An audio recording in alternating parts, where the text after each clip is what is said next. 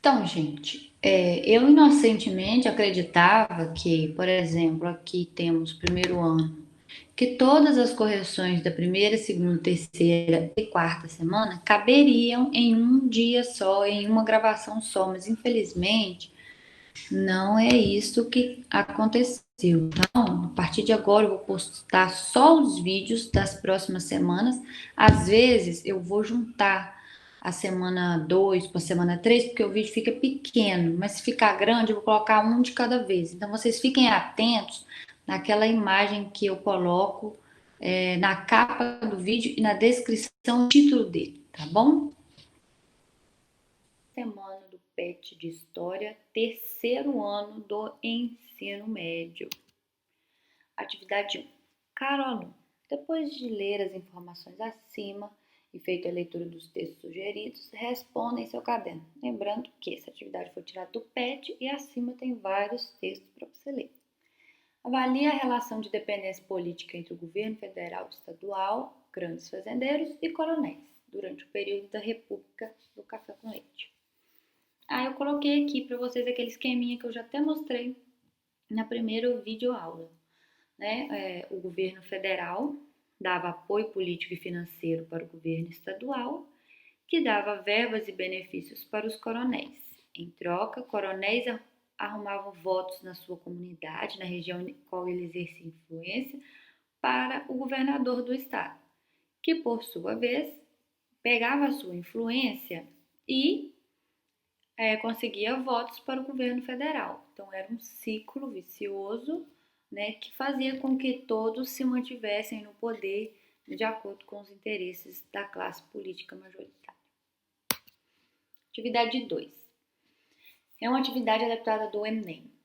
Observe a charge abaixo, leia a questão e responda corretamente em seu caderno. Aí tá ali, coronelismo.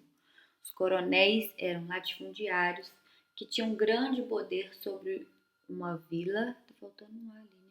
Um município ou mesmo uma região do interior do país. Apesar do título, eles não eram militares. Recebiam esse tratamento por causa de uma prática antiga, herdada dos tempos do Império, quando os grandes proprietários de terra eram condecorados com a patente de coronel por participar da Guarda Nacional. Mesmo após a extinção da Guarda em 1918, a tradição foi mantida. Completamente analfabeto ou quase, sem assistência médica, não lendo jornais nem revistas, nas quais se limita a ver figuras, o trabalhador rural, a não ser em casos esporádicos, tem o patrão na conta do benfeitor. No plano político, ele luta com o coronel e pelo coronel. Aí estão os votos de cabresto, que resultam em grande parte da nossa organização econômica. Aí de onde foi tirado o texto do coronelismo. Então vamos lá.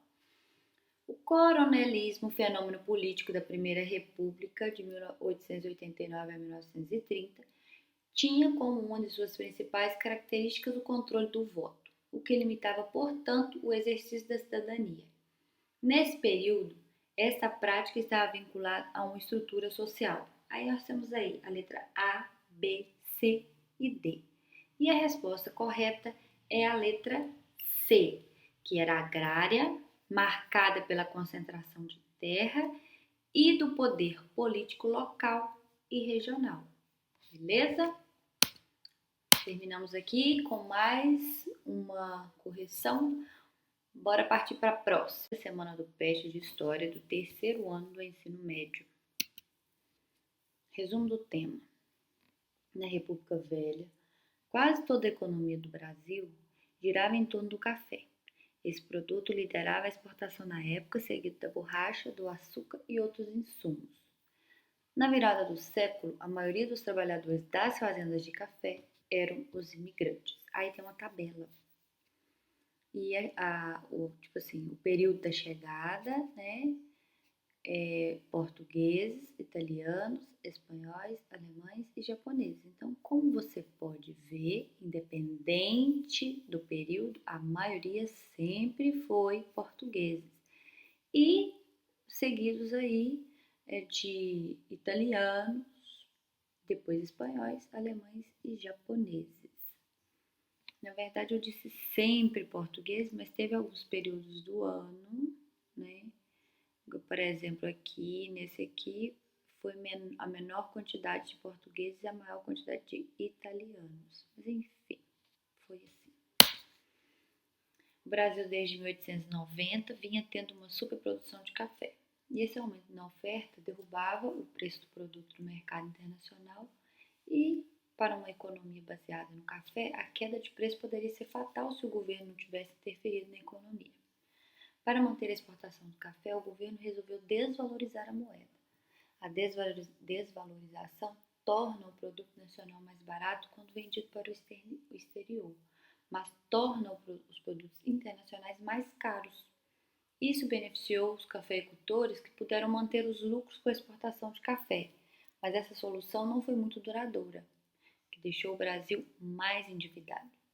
Com o passar dos anos, Rodrigues Alves, no período de 1902 e 1903, a desvalorização da moeda e a queda nos preços do café fez com que os cafeicultores se reorganizassem e assinassem o Convênio de Taubaté em 1906, pelo qual os estados de Minas Gerais, São Paulo e Rio de Janeiro se comprometiam em comprar e armazenar todas as sacas excedentes, mediante os empréstimos obtidos no exterior. A meta era vender o café quando surgisse uma boa oportunidade de negócios. Aí tem uma charge aqui, ó. Mas vocês vivem dizendo que são contra a intervenção do Estado na economia? Aí os fazendeiros, né? Sim, mas quando estamos no prejuízo, somos a favor. E aí eles, né, demonstrando que tinham café à vontade para vender e sem mercado consumidor. E aqui uma imagem numa fazenda de café. O processo de industrialização no Brasil começou a partir de investimentos dos bancos de capitais provenientes, sobretudo das exportações do café, da abundância de matéria-prima e de mão de obra, e um mercado consumidor em expansão, incluindo uma rede ferroviária e um sistema de transporte que ligava os portos. Outros fatores que contribuíram para a industrialização foram os imigrantes estrangeiros, que traziam consigo técnicas de fabricação de diversos produtos, a formação de uma classe média urbana consumidora, que estimulou a criação de indústrias, a dificuldade de importação de produtos industrializados durante a Primeira Guerra Mundial, que estimulou a indústria. Porém, a indústria não era prioridade dos governos. Eles estavam mais preocupados em manter os preços das exportações do café. Essa realidade só veio mudar a partir de 1930 no governo Getúlio Vargas. Atividade 1. Depois de fazer a leitura e ver o vídeo sobre a economia da República Velha, registre os principais problemas enfrentados pelos produtores de café e empresários industriais durante a Primeira República. E a resposta é: principais problemas enfrentados pelos produtores de café foram a baixa no preço do café. E, para os empresários industriais, foi a falta de incentivo do governo para o crescimento industrial. B. Explique também como o governo brasileiro passou a atuar para resolver esses problemas. Contraiu empréstimos, comprou excedente do café, fez aí com o Convênio de Taubaté muitos fazendeiros manterem aí os seus lucros e depois vender esse café quando houvesse uma valorização do preço. Então ficou estocados muitas sacas de café. Atividade 2. O Brasil é o café e o café é o negro. Essa frase comum nos círculos dominantes da primeira metade do século XIX só em parte é verdadeira. O Brasil não era só café, como não era só açúcar. Além disso, a produção cafeeira iria prosseguir no futuro sem o concurso do trabalho escravo. Mas não há dúvida de que nesse período boa parte da expansão do tráfico de escravos se deveu às necessidades da lavoura do café. Esse trecho foi tirado de um livro do historiador Boris Fausto. Aí vem a questão. Analise as assertivas em relação ao texto acima e depois copie em seu caderno a opção correta ou as opções corretas. No caso, era para ser se 1, 2 ou 3 estavam corretos. Aí tá lá assim, primeiro, café brasileiro se desenvolveu com o uso da mão de obra do imigrante europeu nas fazendas em Minas Gerais e São Paulo.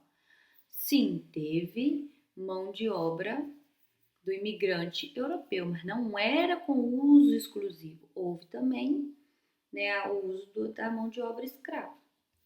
2. O tráfico de escravos sofreu um incremento, quer dizer, trazer mais escravos, dada a necessidade da mão de obra para as lavouras de café. Sim, né, quando precisou de mais pessoas para trabalhar nela, o aumento do tráfico também aumentou. 3. A produção de café continuou no Brasil mesmo com o fim do trabalho escravo. Contudo, faltaram políticas que inserissem o liberto no mercado de trabalho assalariado. Com certeza, né? Existem aí vários relatos que comprovam que os escravos foram libertos, mas não tinha nenhuma política pública para a inserção dessas pessoas aí no mercado de trabalho. Enfim, chegamos ao final da atividade 3, né, da atividade da semana 3, e agora nós vamos partir para a correção da semana 4.